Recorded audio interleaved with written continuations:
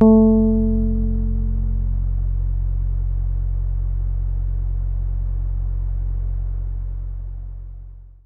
your breath slow now, and let the familiar world grow quiet around you. We are going somewhere very old tonight, to a city built on a rocky hill above a wine-dark sea, a city that believed, for one extraordinary, dazzling century, that it had found the secret of how human beings ought to live. We are going to Athens. And we are going there on one of the worst nights in its history. The year is 413 before the Common Era. The month is September. And Athens has just received news that will begin the unraveling of everything it has built. For most of the 5th century, Athens had been extraordinary. Not just powerful, though it was enormously powerful, the head of an empire of island and coastal states that paid tribute and received Athenian protection, but intellectually and artistically extraordinary in a way that still astonishes us 2,500 years later. This was the city of Pericles, who rebuilt the Acropolis after the Persian destruction and gave it the Parthenon, the most perfect building ever erected. The city of the tragedians, Aeschylus, Sophocles, Euripides, who invented the dramatic form in which nearly all subsequent Western theatre is written.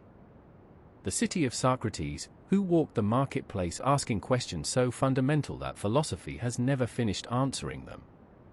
The city of Herodotus and Thucydides, who invented history as a discipline of critical inquiry. The city that invented, however imperfectly and partially, the idea of democracy.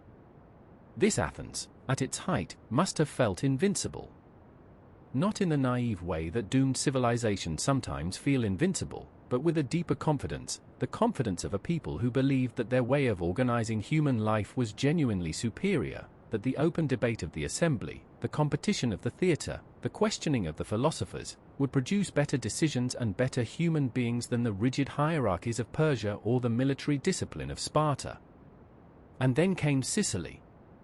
The Sicilian expedition was Athens's great imperial overreach, the moment when confidence became hubris, when the city convinced itself it could conquer the island of Sicily, add it to the empire, and use the wealth to finally defeat Sparta in the long war that had been grinding on for nearly 2 decades.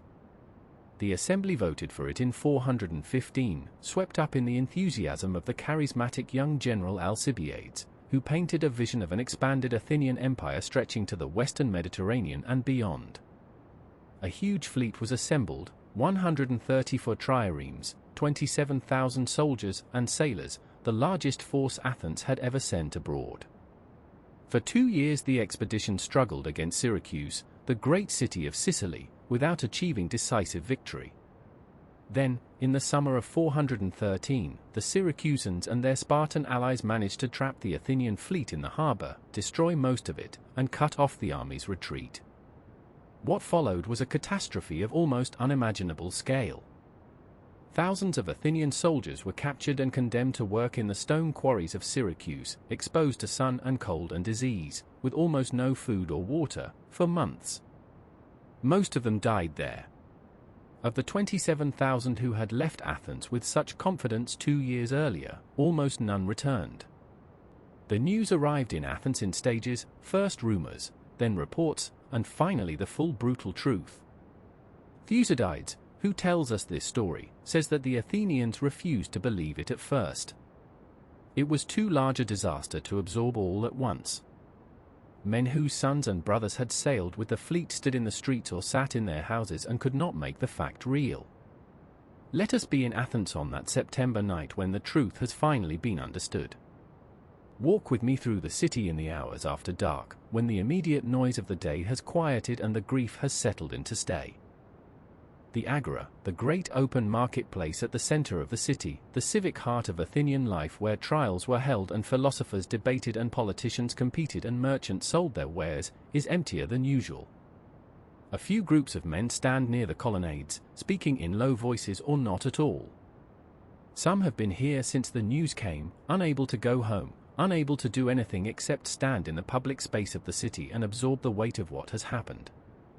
The oil lamps in the stoa burn at their usual positions along the covered walkways, and the shadows they cast are the same shadows they always cast, and this ordinariness is somehow very hard to bear.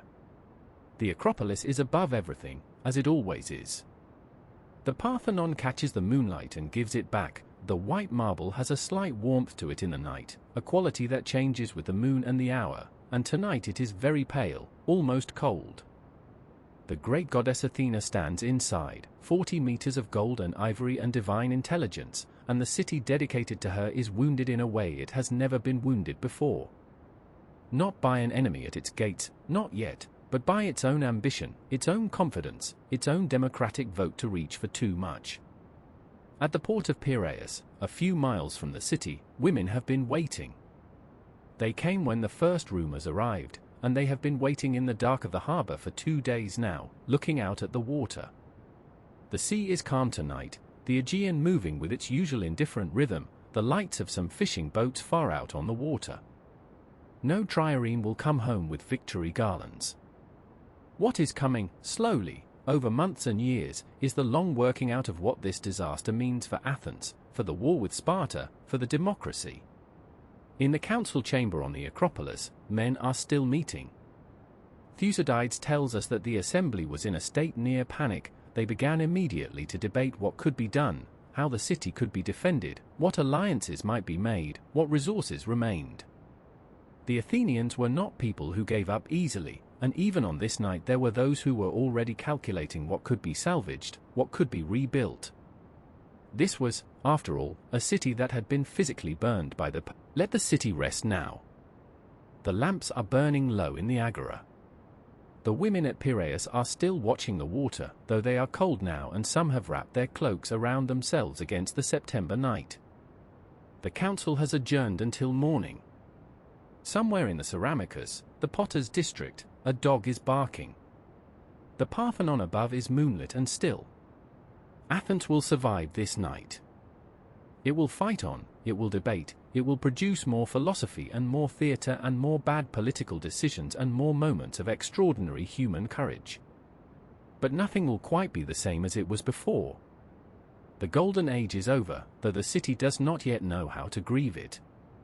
Let the moonlight on the Parthenon be the last thing you see as sleep takes you. The marble is very white. The goddess is very old. The night is very quiet. Come with me now to the shore of North Africa, to the edge of the Mediterranean where the African coast curves and the sea narrows between two continents. We are going to Carthage. And we are going there on the night that Rome decided it had to be destroyed. Carthage was not supposed to be forgettable. For 600 years it had been one of the most important cities in the world, a Phoenician colony founded, according to tradition, by the Princess Dido fleeing from her murderous brother in Tyre, planted on a promontory of land on the North African coast that commanded the narrow central Mediterranean like no other location. Whoever held Carthage held the sea lanes between the western and eastern Mediterranean, and for most of the first millennium before the Common Era, that meant that Carthage was a commercial empire of staggering wealth. The city the Romans destroyed in 146 BCE was enormous, perhaps 500,000 inhabitants, which made it one of the largest cities in the ancient world. Its double harbour was an engineering marvel, the inner circular military harbour capable of housing 220 warships in individual covered berths, with an island in the centre for the admiral's headquarters. The outer rectangular commercial harbour was equally impressive, a constant movement of merchant ships carrying the goods of the western Mediterranean, the tin and silver of Spain, the grain and slaves of Sicily and Sardinia, the ivory and gold of the African interior. Carthage was the commercial capital of its world. It was also, to the Romans, an existential threat. 3 times in the 3rd and 2nd centuries before the Common Era, Carthage and Rome had fought for control of the western Mediterranean in the wars we call the Punic Wars. In the 2nd, the great Carthaginian general Hannibal Barca had crossed the Alps with his elephants and spent 15 years fighting on Italian soil, winning battles at Trebia and Lake Trasimene and above all at Cannae, where he encircled and destroyed a Roman army of perhaps 70,000 men in a single afternoon, perhaps the worst military defeat Rome ever suffered. Hannibal had come within a few days' march of Rome itself. He had not taken it, and eventually he had been recalled to Africa, defeated at Zama, and Carthage had been forced into a humiliating peace. But Carthage survived. It rebuilt its commercial empire, recovered much of its wealth, and this recovery, This tenacity, this refusal to simply collapse under Roman dominance, this was intolerable to a faction in Rome led by the old Senator Cato the Elder, who ended every speech he gave on any subject with the same sentence: Carthago delenda, estimated Carthage must be destroyed. In 149 BCE, Rome found a pretext and declared war for the third time. Carthage, exhausted and outgunned, tried everything, sending hostages, handing over weapons, accepting terms, but Rome's terms kept escalating, and the final demand, that the city be abandoned and rebuilt 10 miles from the sea, was one no Carthaginian could accept. A city built on maritime trade cannot exist 10 miles from the ocean. To accept this was to accept death. And so the Carthaginians made their extraordinary choice: they would fight. For 3 years, Carthage held out against the entire military power of Rome. The city's walls, immense, triple-layered, 45 feet high in places, were defended with a desperation that astonished the Romans. The Carthaginians melted down their gold jewelry and silver plate to cast new weapons. Women cut off their long hair to weave into ropes for siege engines. The city manufactured 200 swords, 200 lances, and 300 catapults per day in its final years of siege. Against a Roman army that was systematically starving and battering the city into submission, Carthage fought with the ferocity of people who understood perfectly well what defeat would mean. It meant this: on the spring night in 146 BCE, when the Romans finally breached the walls and the fighting moved into the streets, Carthage was systematically destroyed. The urban combat lasted 6 days and 6 nights, the Romans fighting from house to house, burning each block as they secured it, the fire spreading from the merchant quarter to the temple district to the Bursa hill where the remaining defenders had withdrawn. When it was over, the city was rubble and ash. The harbor was blocked. The population, those who had not died in the fighting or the fires, was sold into slavery. 50,000 people. The Roman consul Scipio Aemilianus stood on the walls and watched his own soldiers burn the city. The Greek historian Polybius was there and recorded what happened next. Scipio wept. And when Polybius asked him why, Scipio said that he was thinking of the fate of cities, kingdoms, and empires, that they all come to an end, and that he feared for Rome itself. It is one of the most haunting moments in ancient history, the man who ordered the destruction weeping at the destruction, understanding something about the nature of empires that the political machinery of Rome could not afford to acknowledge. But let us go back one night earlier. Let us be in Carthage on the last night before the walls broke, the last night when the city was still whole, still standing, still recognizably the civilization that Phoenician sailors had built on this African shore 6 centuries earlier. The fires of the Roman siege camps are visible from the walls, a ring of light surrounding the city in the dark plain beyond. Inside the walls, the city is burning in places already, from the incendiary projectiles the Romans have been lobbing over the walls for weeks. But the center still holds. The great temple of Eshmun on the Bursa hill is still standing. The circular military harbor is battered but intact. In the streets, people are doing what people do on the last nights of things, tending to the wounded, feeding the children who are very thin now from months of siege and starvation, saying prayers to gods who have not answered. In the Tophet, the ancient sacred precinct in the south of the city, where Carthaginian religion performed its deepest rituals, a priest is conducting a final ceremony. The sacred fires have been burning for centuries in this precinct, and they are burning now. The urns of the ancestors are stacked in their rows, the stone markers carved with Punic inscriptions recording the names of the dead across generations. The priest moves through this city of the dead that has grown alongside the city of the living for 600 years, and he knows, because anyone paying attention knows, that tomorrow will likely bring the end. What do you say to the gods on such a night? What prayer is adequate for the situation of a city that has fought with everything it has and is still losing? The Carthaginians were deeply religious, their Phoenician tradition centered on the great goddess Tanit and the god Baal Hammon, on the obligations of the living to the dead, on the continuity of the city as a sacred trust from the ancestors. In the Tophet that night, the priest may have prayed for that continuity, for some version of Carthage to survive in some form. It did not. The physical city was so thoroughly destroyed that for centuries afterward travelers and scholars debated exactly where it had stood. The famous story of Rome sowing the ruins with salt, ensuring nothing would ever grow there again, may be a later legend rather than historical fact, but it captures the intention, not just to defeat Carthage, but to erase it, to remove it from history so completely that it would leave no seeds from which it could regrow. And yet here we are, talking about Carthage. The historians did not erase it. The archaeological excavations of the 19th and 20th centuries found the city beneath the Roman city that the Romans built on its ruins, and beneath that, the Punic city, and in the Tophet the urns and inscriptions that give us back the names of some of the people who lived there. They did not consent to be erased. They wrote their names in stone and buried them, and the stone outlasted the empire that tried to erase them. Let the fires of Carthage go down now. The sea is very dark beyond the harbor. The stars are the same stars the Phoenician sailors used to navigate, the same stars above the ruins of Carthage today.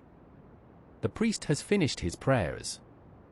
The city is as ready as it can be for what comes in the morning. Let the ancient night hold you gently, and let the fire burn low, and let sleep come.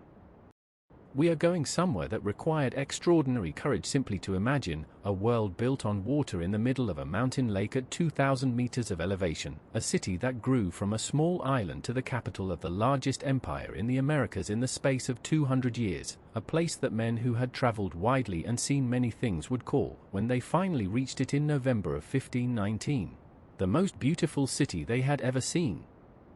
We are going to Tenochtitlan. And we are going there on the night before the world it belonged to began to end. Tenochtitlan, the capital of the Mexica people, whom we call the Aztecs, was founded according to tradition in 1325 on a swampy island in Lake Texcoco in the high valley of central Mexico. The foundation story involved a prophecy. The Mexica were to build their city where they found an eagle standing on a cactus, eating a snake. They found their sign on this island in this lake, and they built. 200 years later, by 1519, the city on the island had grown by the addition of artificial islands, chinampas, the famous floating gardens, laboriously constructed by driving stakes into the lake bed and filling between them with mud and vegetation, into a city of perhaps 300,000 people, connected to the surrounding lakeshore by 3 great causeways and a network of canals. The whole island an extraordinary feat of hydraulic engineering, with a freshwater aqueduct, bringing drinking water from the mainland springs, with flood control dikes managing the water levels of the lake, with markets and temples and palaces and schools and courts all concentrated on this man-made island in a high mountain lake. The Spanish chroniclers who first described Tenochtitlan to European readers were trying to convey something genuinely unprecedented. Bernal Diaz del Castillo, the soldier who wrote the most vivid account of the conquest, described the morning when the Spanish army first saw the city from the heights above the valley, the great lake spread out below them, and on the water, the island city, gleaming, immense, crisscrossed with canals, connected to the shore by causeways wide enough for 8 men to ride abreast, the great pyramid of the Templo Mayor visible at the center rising above everything. Diaz wrote that some of his companions were asking whether they were dreaming, whether this was real. It was real.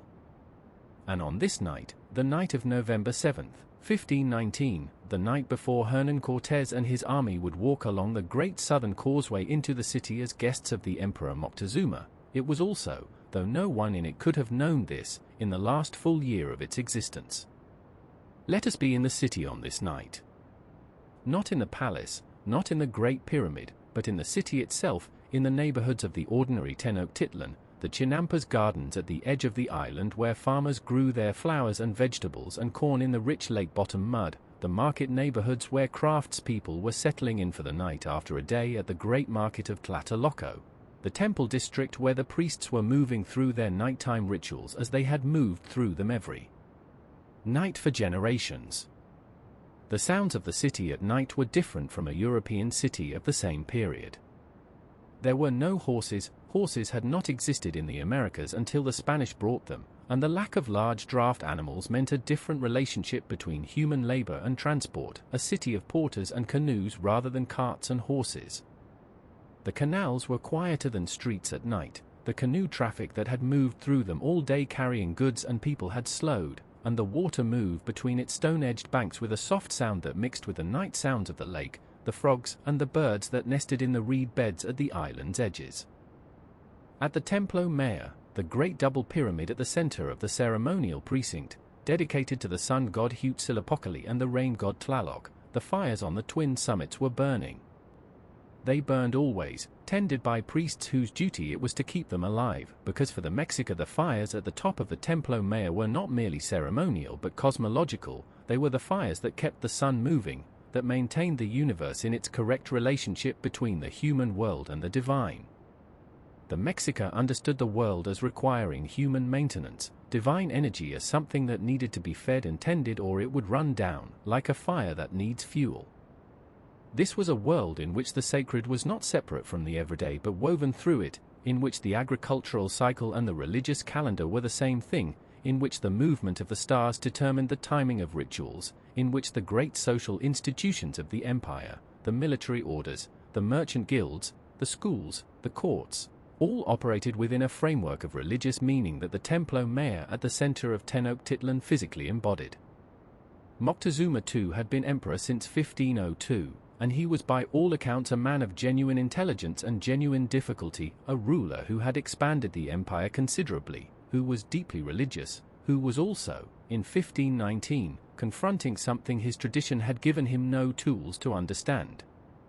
The news had been coming for months, from the coast, strange men in giant floating houses, with skin of varying colors, with animals never seen before, with weapons that made a noise like thunder. The Mexica had no category for this. Their cosmology included the idea that Quetzalcoatl, the feathered serpent god, would one day return from the east. Whether Moctezuma genuinely believed that Cortés might be Quetzalcoatl, or whether this belief was later invented by the Spanish to explain his extraordinary decision to allow them into his city, is a question historians still debate. What is not debated is that Moctezuma made the decision. Cortés and his army would be welcomed as guests. In the palace complex adjacent to the Templo Mayor, on this last night before the Spanish arrived, Moctezuma's advisors were almost certainly arguing about this decision. The military commanders of the Great Orders, the Eagle Warriors, the Jaguar Warriors, were trained to defend the empire, and the threat from the coast was clearly a military threat however it was interpreted. But the emperor had decided. In the city, ordinary people were going about their evening lives without knowing exactly what the morning would bring.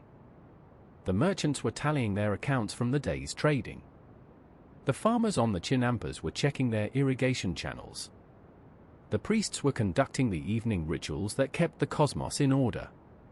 Children were being told stories by their grandparents, the stories of how the world had been created and destroyed and recreated 4 times before this 5th age, and how this age too would eventually end. It would end much sooner than anyone in the city that night could have imagined. Within 2 years, after a siege, a smallpox epidemic, the betrayal of subject peoples, and the military genius of Cortés, the city would be rubble. The lake would eventually be drained. The pyramid would be used as a quarry for the cathedral and palace the Spanish would build directly on its foundations. The civilization that had built Tenochtitlan would survive in its people, in its language, in its agricultural knowledge, in its art, but the city, the particular extraordinary experiment of a city on water in a mountain lake, would be gone. On the canals tonight, the water is very still. The fires on the top of the Templo Mayor are burning against the dark sky, the twin flames that the priests have tended every night for generations.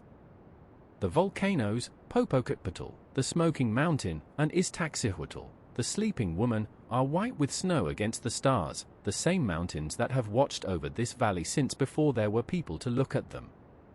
The lake moves against the Chinampas with a small sound. The city is breathing. Let the fires on the pyramid carry you down into sleep now. The priests are chanting. The stars are very clear at this altitude.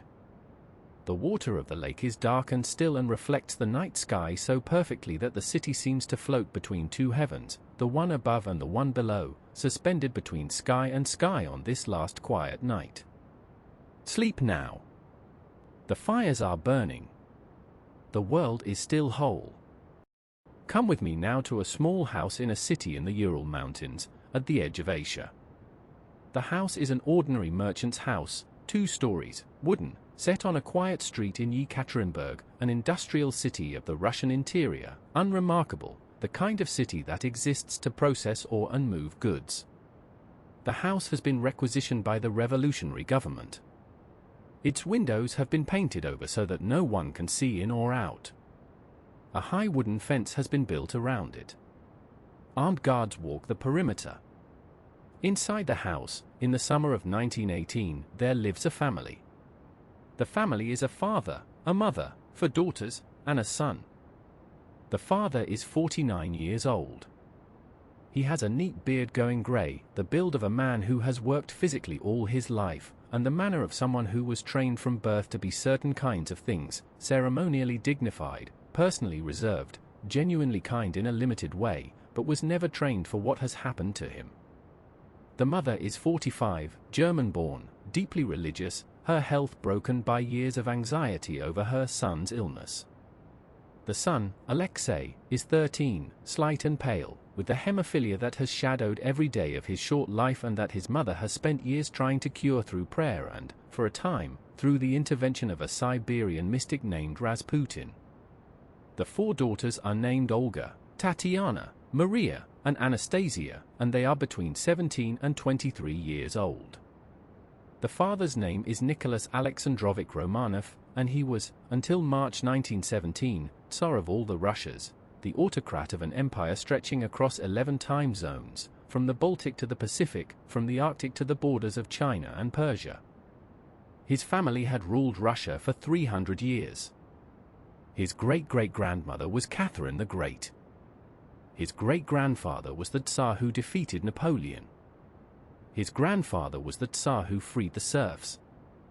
And he himself had reigned for 23 years in a series of disasters: military defeat in the war with Japan, the revolution of 1905, the catastrophic entry into the First World War, the collapse of the army, the revolution of February 1917, his abdication, the Bolshevik Revolution of October, the transfer of his family from house arrest at Tsarskoye Selo near Petrograd to the house in Tobolsk in Siberia, and now to this house, this Ipatiev house in Yekaterinburg, where they have been since April. Let us be in the house on the evening of July 16, 1918. The family has been in Yekaterinburg for about 3 months. Their situation has slowly become clearer. The guards are more hostile than they were in Tobolsk. The commandant has changed. Small signs, the removal of certain privileges, a harder tone in the interactions with the guards, suggest that something is coming. Nicholas may have guessed more than he let on in his diary, which continues to record the daily details of their life with a meticulous calm that reads either as great serenity or as the determined refusal to dwell on what he cannot control. The diary entry for July 16 reads, Tatiana read aloud the spiritual readings. In the evening played bezique with Nicholas. The weather was pleasant. Went for our walk in the afternoon. Bezique is a card game. The weather was pleasant. They went for their walk. This is the register in which Nicholas documented the last year of his life, not because he was shallow, but because this was the discipline he had. The present, the observable, the manageable, the card game, the weather, the walk. Around him the Russian Civil War was raging, the Bolshevik Revolution was consolidating its power, the world that had existed when he was crowned in 1896 had utterly ceased to exist. And he played bezique with his wife and noted that the weather was pleasant. The children were in their rooms in the evening. The Tsarevich Alexei was unwell, he had hurt his knee and was having difficulty walking, which meant that when the family went for their permitted walk in the small enclosed garden, he was sometimes carried by his father or by one of the guards. The 4 Grand Duchesses had adapted to the confinement with the resilience of young people. They read, they embroidered, they taught the guards Russian grammar sometimes, they laughed at jokes, they wrote letters that were carefully screened before being sent. They had their faith, which was deep and genuine, and they had each other. Alexandra was in her own register of suffering, She had been in declining health for years, weakened by the anxiety over Alexei and by her own ailments, and she spent much of her time in bed or in a wheelchair. But on this evening she was in the common room with the family, her embroidery in her lap. She was also writing in her diary. Her final entry reads, "Spent a cozy evening together." A cozy evening together. In a house with painted-over windows and armed guards and an uncertain future that they were either not discussing or had discussed so thoroughly that there was nothing left to say about it. At some point in the evening, a doctor who visited the family periodically came and went. The family said their prayers, they were deeply devout, the Russian Orthodox faith a genuine and sustaining presence in their lives, the nightly prayers a ritual they had maintained through every displacement and humiliation. The icons that they had managed to keep with them throughout their captivity were arranged in the corner of the room as they had always been arranged, the oil lamp burning before them. They blessed each other. Late in the night, well past midnight, they were awakened and told to dress and come downstairs. They were told it was for their safety, that there was shooting in the city. They came downstairs, all 7 of them, plus their doctor and 3 remaining servants. They were taken to a basement room and asked to wait. Some of them brought things, a pillow, a small bag. Anastasia brought her dog. They stood or sat in the basement room and waited. Nicholas was holding his son when it happened. 300 years of Romanov rule, from the election of the first Romanov Tsar in 1613 to this basement in July 1918, ended in the particular way that power always ends, not in an epic confrontation between equals, not with the dignity the history books sometimes supply, but in an ordinary room, late at night, in a provincial city, attended by a small number of frightened and determined men. The house no longer stands. A Soviet decision to demolish it in 1977, while the Soviet Union still officially denied knowing what had happened in it, was carried out, and the site became a parking lot. Then, after the fall of the Soviet Union, the Russian Orthodox Church built a cathedral on the site, the Church on the Blood, with its golden onion domes rising above the Yekaterinburg skyline.